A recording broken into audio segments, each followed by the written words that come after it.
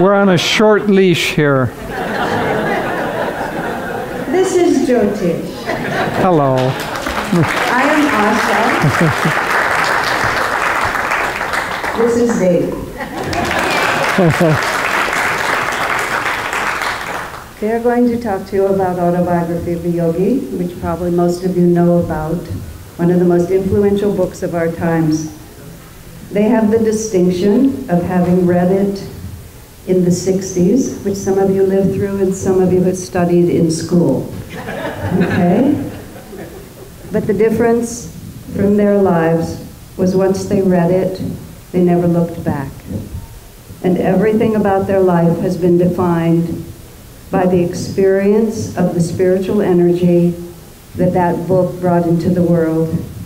So what they're going to share with you today is not a college professor's idea of what might happen, but a real life experience of what did happen and what the potential and what the fruit of that kind of a life might be, and how that might translate now into the world we're living in, and what that message might be for this time, for this place, and for all of you. I have shared all my incarnation with these two great souls. They were there in the Ananda community when I arrived. They were the welcoming party among others. And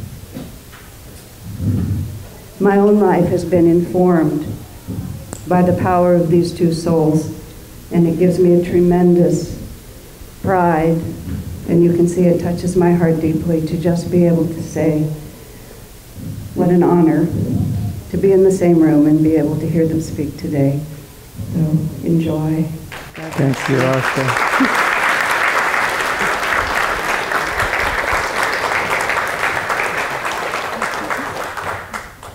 As you can see, like with the mic, we're tethered together. And it's been really a great joy. So, as Asha said, we're going to speak about the Autobiography of a Yogi. Let me ask, how many in this room have read that book? Whoa, how many have not read it? Just a few people. Actually, I commiserate with all the hands that went up and said, I've read that, because the few of you who haven't have the thrill of your life ahead of you of reading that book for the first time. It is a book that not only changed my life and Devi's life and Asha's life and all the lives of so many people. Devi and I have now talked with hundreds of people, thousands of people probably around the world that have read that book and have had their lives changed by it. Sometimes that book has come to them in basically miraculous ways, like walking into your apartment and finding the book on the coffee table with no reason to know how it got there, and picking it up. Another person, had it for some years, and it was not something that they got around to reading, and it fell off the shelf and hit them in the head. And they figured, well, all right, maybe this is a sign. So there is a great, great power in that book, and the power to not only change a single life, but to change a civilization. I think that book was not written, Yogananda wrote it. It was published about 6 years before his passing from the earth. He had been working on it over a period of some time, maybe 20 years or so, and the original title was not Autobiography of a Yogi. The original title was Yogi Christs of India, because he was going to, as he did in that book, he talked about the great, great souls that he had met who had the same level of consciousness, that cosmic consciousness that Jesus had, that Buddha had, that all these great souls. As he explained it, there are many, many pathways that go to the sea, but once you arrive at the sea, you're in the same ocean as all those great ones before you who have been there. And you and I are on that same journey together. It's just that maybe we're a little farther upstream and have a ways to travel. But nonetheless, we're on that journey. In fact, Yogananda said that everyone in the world is on that same journey. Everyone is on a spiritual path. Many of them are resisting it with all their might, but nonetheless, the propelling force of unity with God is what he described in that book. And that's why it had the power to change lives. Now, Yogananda, there's the Yogi Christs of India, the miracles. When you read that book, the first thing that stands out are all the miracles. Isn't that true for probably most of you who've read it? Certainly for me that was true.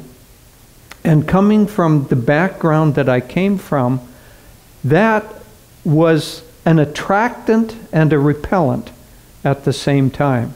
I grew up in a little town in the Midwest, 30,000 people, southern Minnesota. In fact, I grew up in the town where they make spam rather than send spam. So this is Austin, Minnesota, with the Hormel meatpacking plant as the primary industry of the town. So the ideas of a Yogi Christ and these things that I was going to read a few years after leaving that place and moving to San Francisco, they weren't even on the beginning of the horizon for my mind. Nor was religion. I had essentially dropped out of religious practices when I was 12 or 13 years old. I would have described myself at the time that I picked up the Autobiography as an agnostic at best. And so as I started reading that and started coming across all of the descriptions of miracles, on page 8, the first one comes in, this man appears in a field of grass to Yogananda's father. It turns out to be Lahiri Mahashaya, a great soul. But nonetheless, page 8, you're reading along, and this man appears. But one thing about the miracles, in many cases I had to set those on a shelf because I wasn't yet ready to accept them. So appearing in a grass field, having two bodies, levitating, resurrecting after death, creating a golden palace in the Himalayas. That honestly was beyond the scope of experience for somebody from Hormel meatpacking plant surroundings. And so but I was on a quest. I was on a quest from quite a young age to understand consciousness, not religion, but consciousness. And that's what first drew me to that book, was that it promised to give me a glimpse into consciousness and the scope of consciousness that was beyond anything that I had experienced, but that I hungered for and I yearned to learn about. And so I began reading that book, and as probably happened with most people, I could barely put it down. So once you begin on that book, if it catches you, and it doesn't always catch everyone right at the beginning, depends on a lot of factors, but if it catches you, then you're propelled to continue reading through it. And so all of these miracles I had to put on a shelf, but there was an authenticity to Yogananda's writings that I simply could not deny. This was not somebody saying that their grandfather's fifth cousin once had a teacher who told him about levitation or bilocating. This was Yogananda talking about his father who saw that, or he himself saw those miracles, or what really gave it the power, although he didn't talk about this very much, but what really gave it the power is he did those miracles. He himself levitated. He himself resurrected someone from the dead.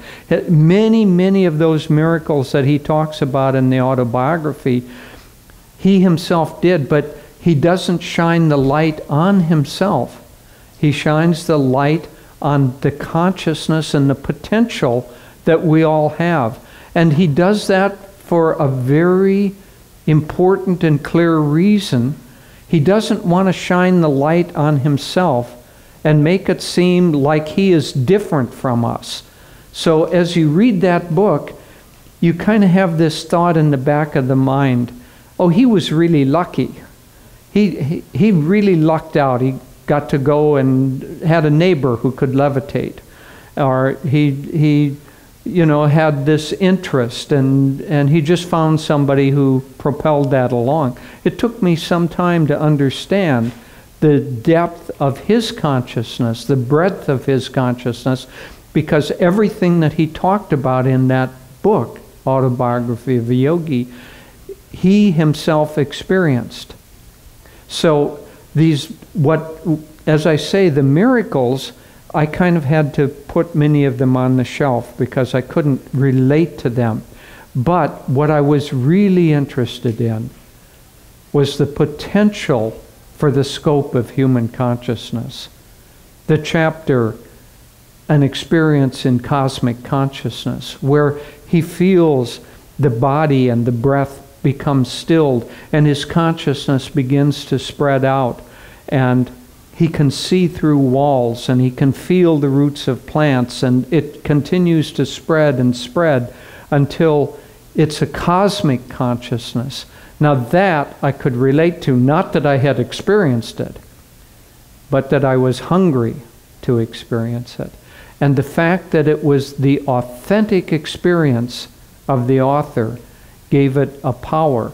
Later on, I understood that he told Swami Kriyananda, when he first met Yogananda, expressed how powerful that book was and how meaningful and how it had changed Swami Kriyananda's life.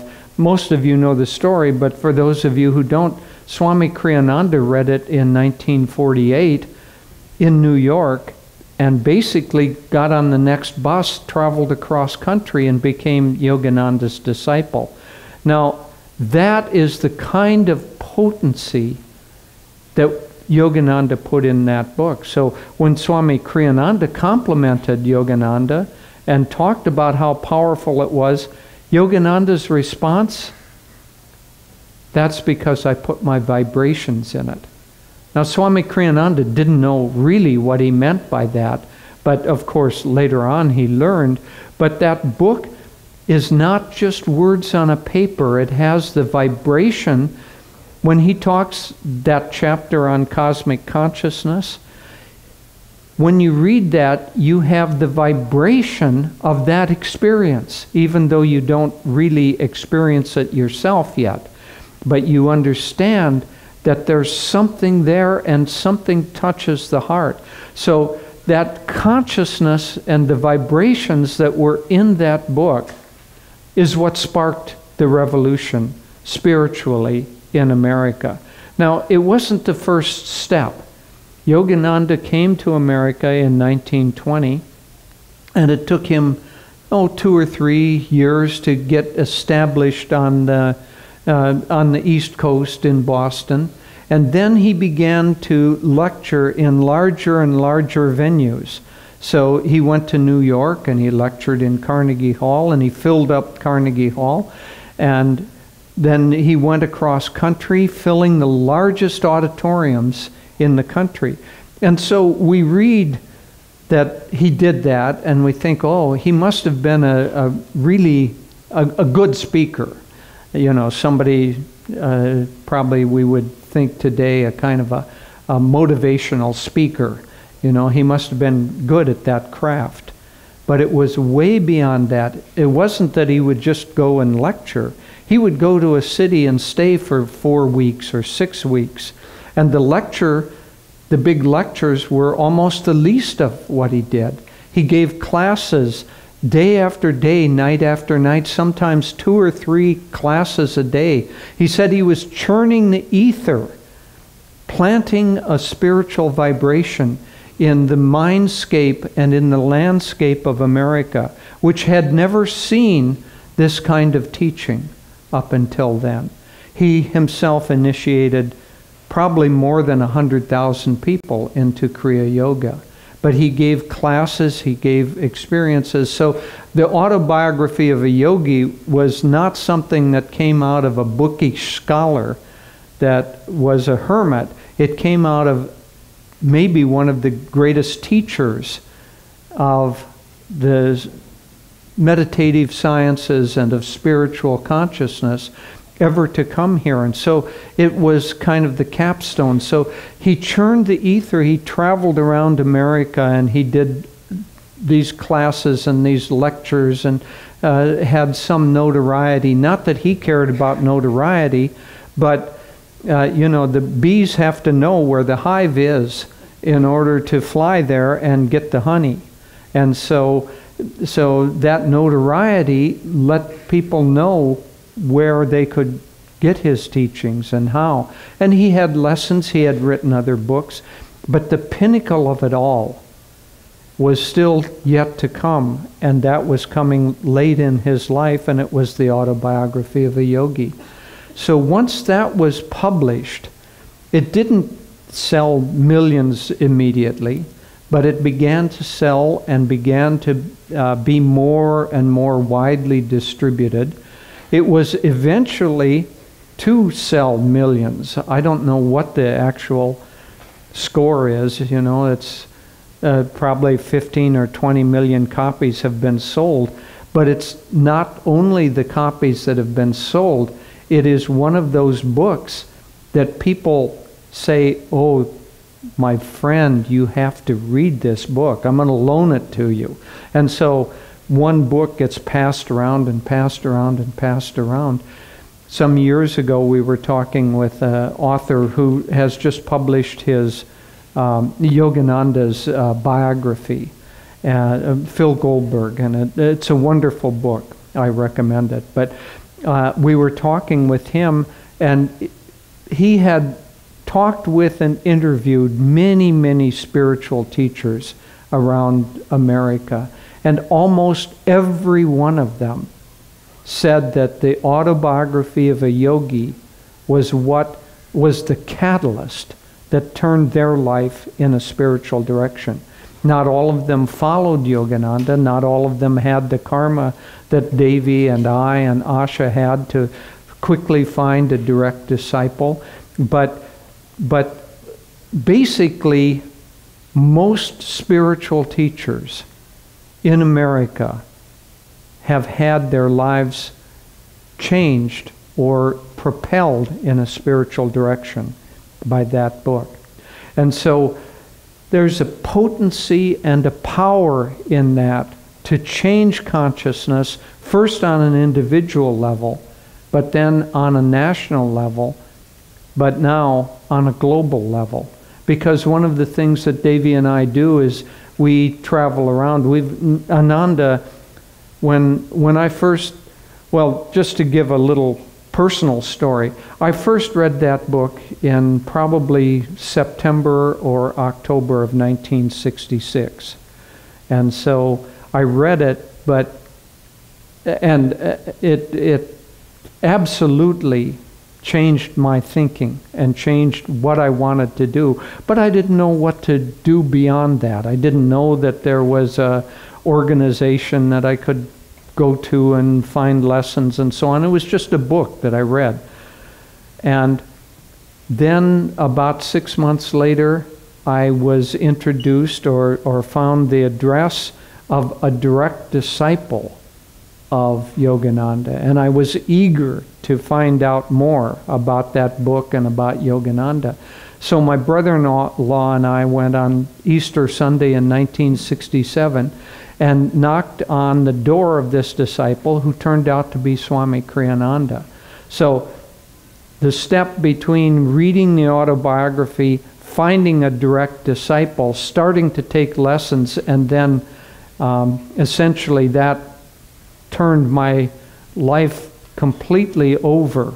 And the old memories of Hormel meatpacking plant and the early days of Spam receded way, way back into the background, because Yogananda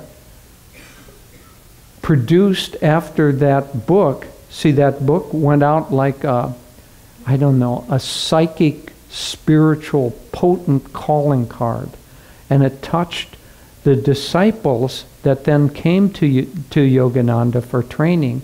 And then those disciples have gone on, most especially Swami Kriyananda has gone on in order to take what Yogananda taught to them and gave to them and magnetized in them and then shared it.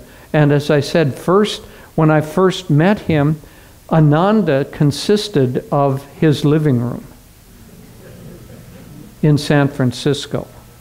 And so that was all. Now Ananda has spread. We have communities up and down the West Coast in America. We have a big work throughout Europe. We have a bigger work in India and a growing work. And so that message has spread. So what Yogananda did was he brought the ancient Vedic teachings of India, and one might say he re-languaged them or repackaged them in a way that fit with the age that we're in. So I think that book was written for exactly the times that we're in right now. And in fact, one obscure little paragraph, there are so many things in that book that you simply miss until somebody points them out to you or until you've read it. You know, Devi has often said, and I agree, that we've read that book countless times, but every time we read it, Yogananda has changed it somehow.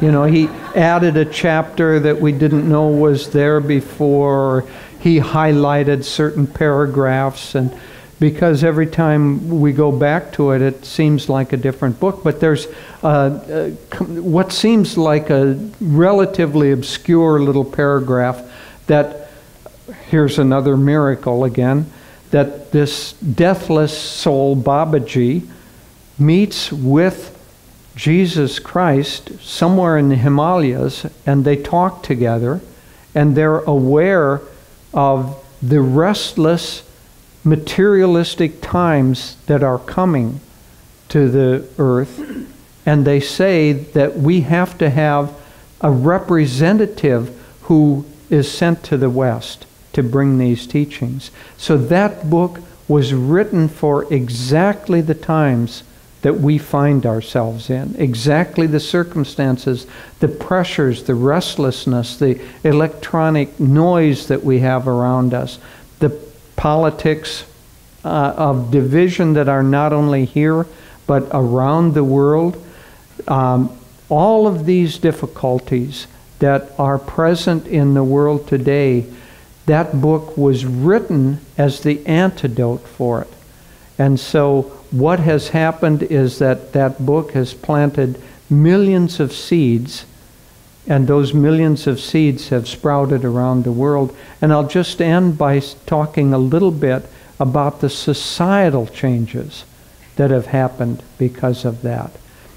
Devi and I have the opportunity to travel a lot. We travel to Italy, we travel to India, we travel around America, and we can see how much of an impact came from that book. It started probably not very much in the 1940s because only a few disciples read it there, but in the 1960s when I found it, it seeded a whole generation. It seeded the Beatles, It seeded a lot of people that Devi and I now talk with who said, I read that book when I was in college or when I was in a youth, and I never was able to do much about it, but I've never forgotten that book. It touched people like Steve Jobs. Most of you know that he read that book. He read it every year. It was the only book that he had on his iPad to read. And so it touched people who were destined to change the consciousness of the world. And so that seed that has gone out has sparked a revolution, and that revolution is exactly what we need in our times. And honestly, that revolution has only just begun. In another 200 years, I am convinced that people will look back and they will say that that book was one of the most important books that was ever written. So those few of you who have yet to read it, I congratulate you. And those of you who have read it again, because it's going to change, and there'll be new paragraphs and new chapters in it, and you'll have another thrill ahead of you. Thank you.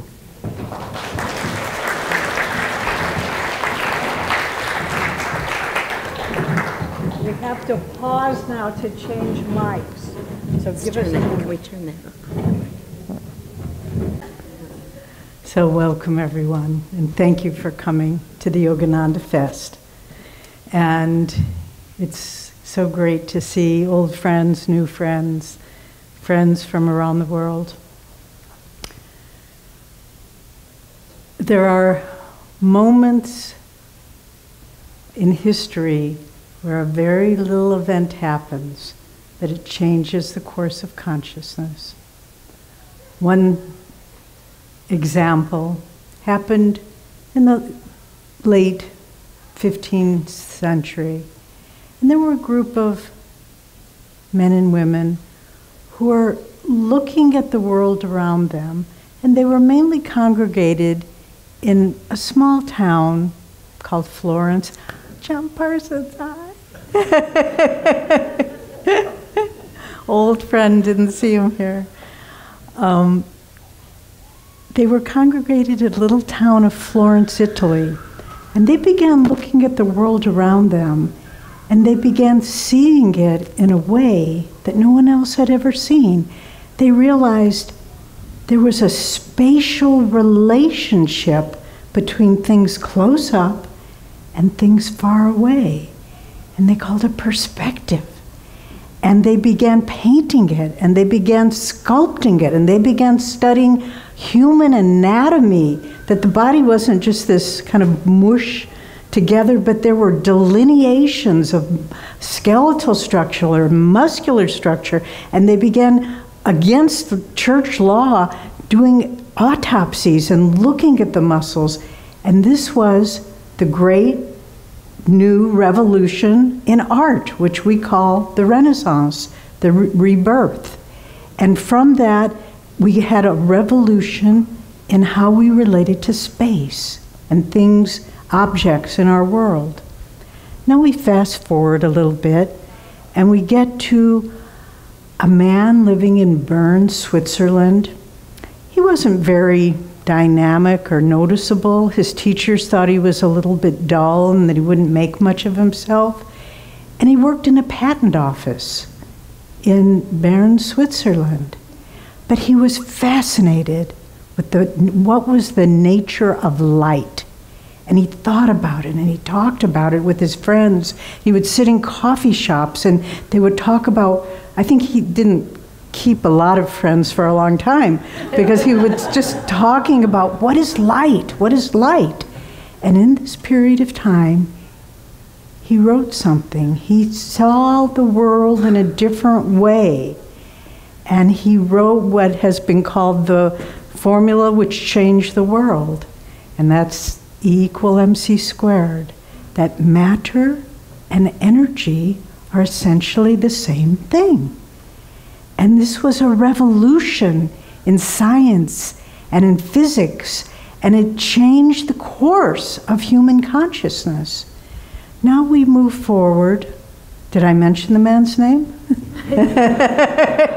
I think you know Albert Einstein, who was a great, not only a scientist. I love reading the quotes from Einstein. Someone asked him later in life why because he was brilliant, but he also had a wonderful heart and a wonderful sense of humor.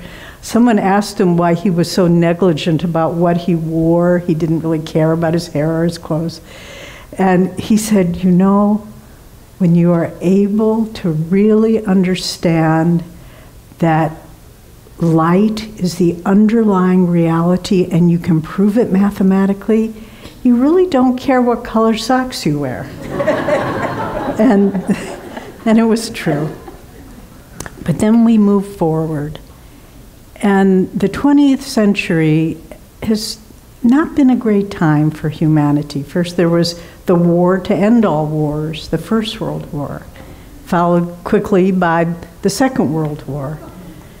And then that ended, you can give it a date, August 1945, with the dropping of the first atomic bomb on Hiroshima.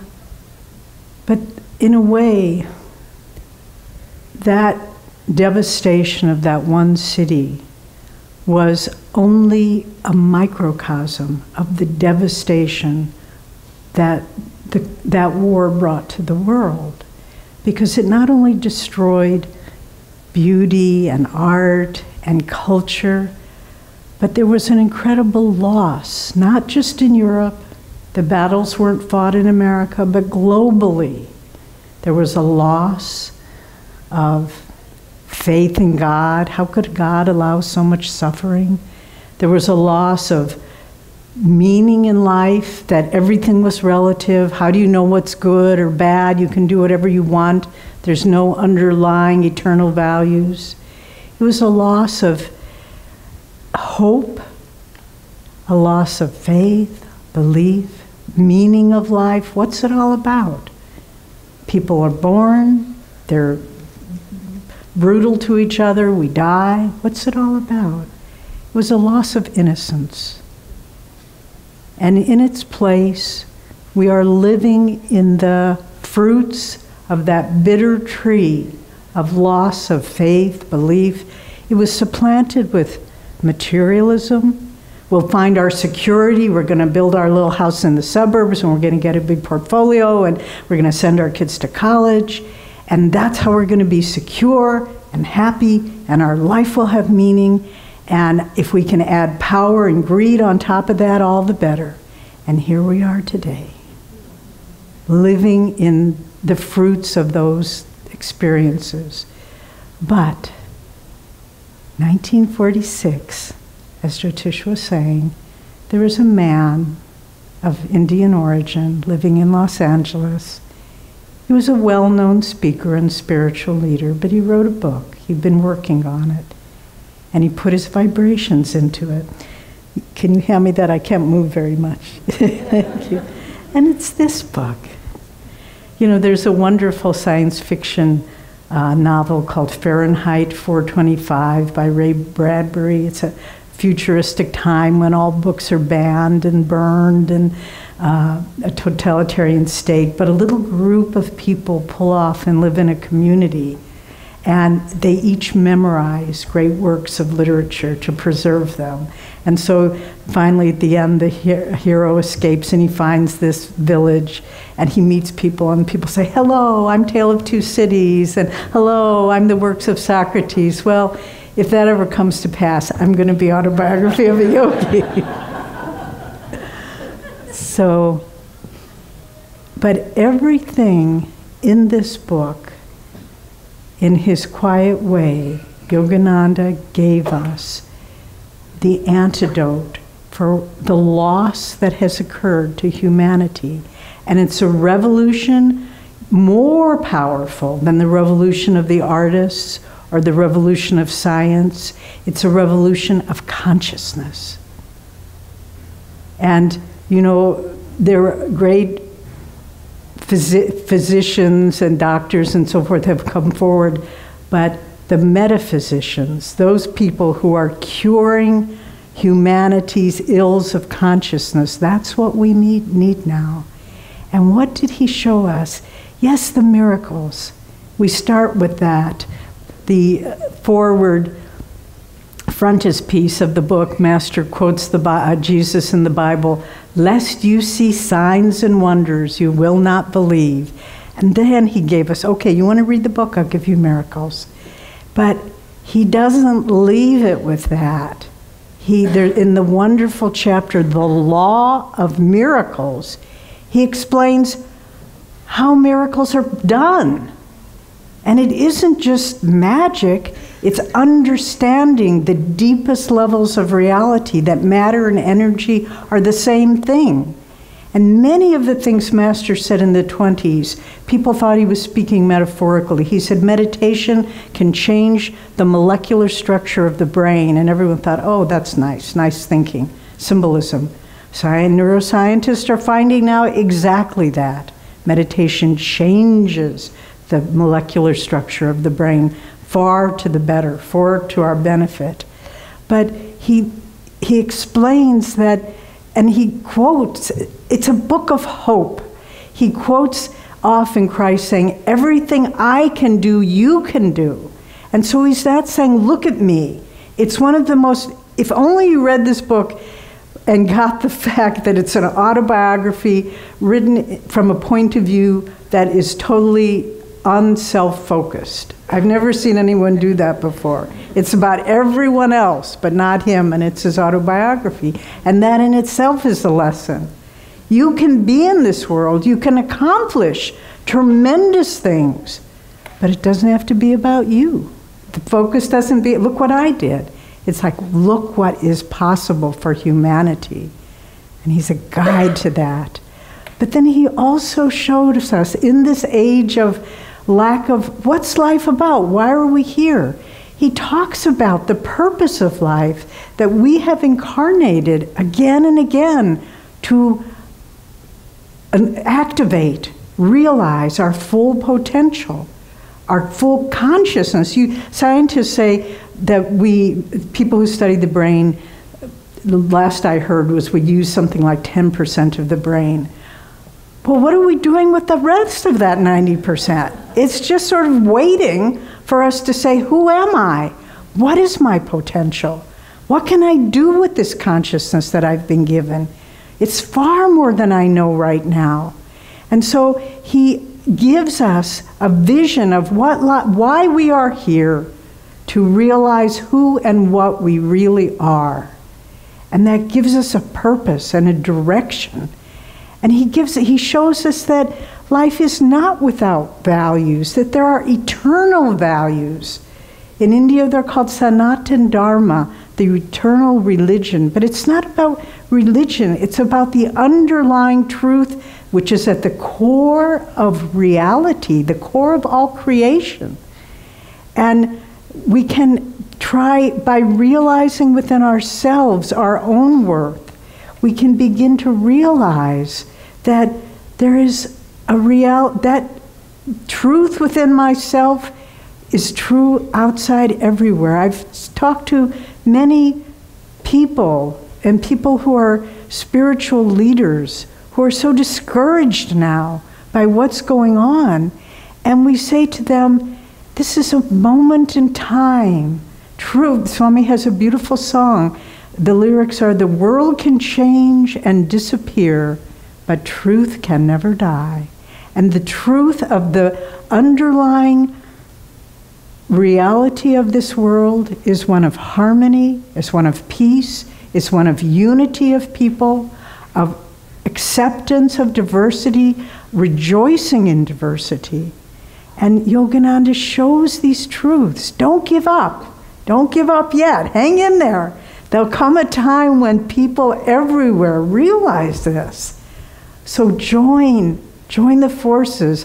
One of I've shared this with some of you before, but one of my favorite scenes in modern movies is the scene from the movie Gandhi, where he's starting the march to the sea to get salt, and it's done so well. At first it just shows Gandhi, and he's starting on his march with that, unique posture and carriage and his little staff and his little sandals, and he's marching off, and there's 2 or 3 people behind him. And then the camera pans back, and there's dozens and hundreds and thousands. And we are a part of that movement. I'm reading a wonderful book that some friends of mine from Chennai, India sent us called The Gift. And it's written by Gandhi's grandson.